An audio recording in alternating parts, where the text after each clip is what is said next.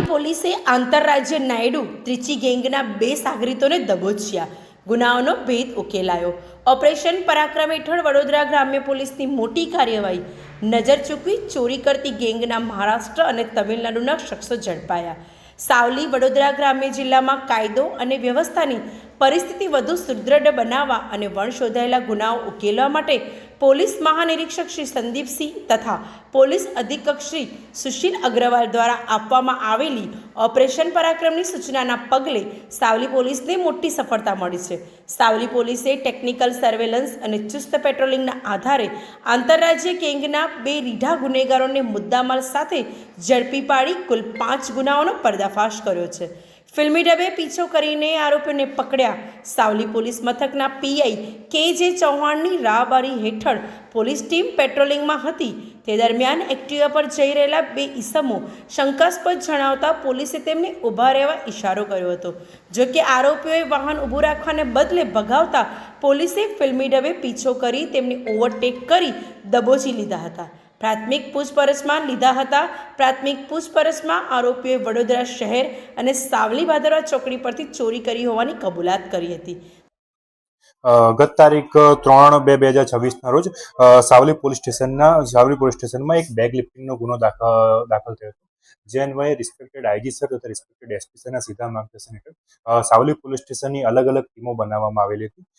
જે ટીમો દ્વારા હ્યુમન ઇન્ટેલિજન્સ તથા ટેકનિકલ સર્વેલન્સમાં 100થી પણ વધારે સીસીટીવી કેમેરાઓની તપાસ કરીને શકમંદોને ઓળખવામાં આવ્યા હતા.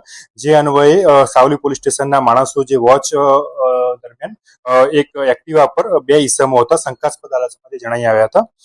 એમને ઉભા રાખીને એમની પૂછપરછ કરતા એમની પાસે જે એક્ટિવા હતી એના વિશે પૂછતા પણ સંતોષકારક જવાબ ન આપતા તેમની વધુ પૂછપરછ કરતા તેઓ દ્વારા કબૂલાત કરવામાં આવેલ કે સાવલી પોલીસ સ્ટેશનમાં જે ગુનો દાખલ થયો હતો એ જે બેગ ચોરી કરી હતી એમાં એ લોકોએ જ કર્યું હતું. આ ઉપરાંત જે વ્હીકલ એક્ટિવા હતું એ પણ એમને વડોદરા સિટીના જવાહરનગર પોલીસ વિસ્તારમાંથી ચોર્યું હતું. જે અન્વયે વડોદરા શહેરમાં જવાહરનગર પોલીસ સ્ટેશનમાં પણ ગુનો દાખલ થયેલો હતો.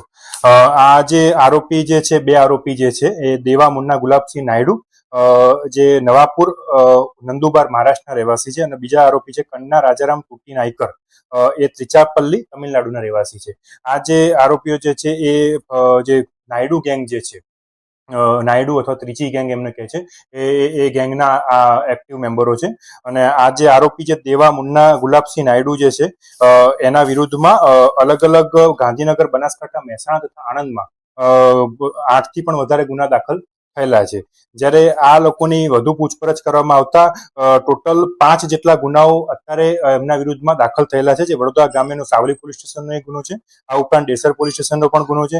આણંદ જિલ્લાનો ઉમરેઠ, વડોદરા શહેરનો જવાહરનગર અને આણંદ જિલ્લાના ભાલજ પોલીસ સ્ટેશનમાં પણ ગુના આ પ્રકારની એમઓ વાળા દાખલ થયેલા છે.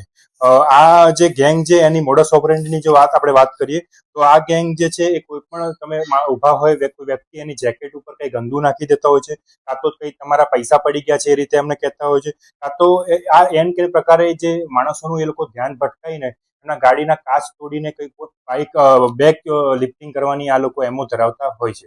અને સાવલી પોલીસ દ્વારા આ આરોપીઓની ધરપકડ કરવામાં આવેલી છે અને ફર્ધર આગળની કાયદેસરની કાર્યવાહી ચાલુ છે. Thank you.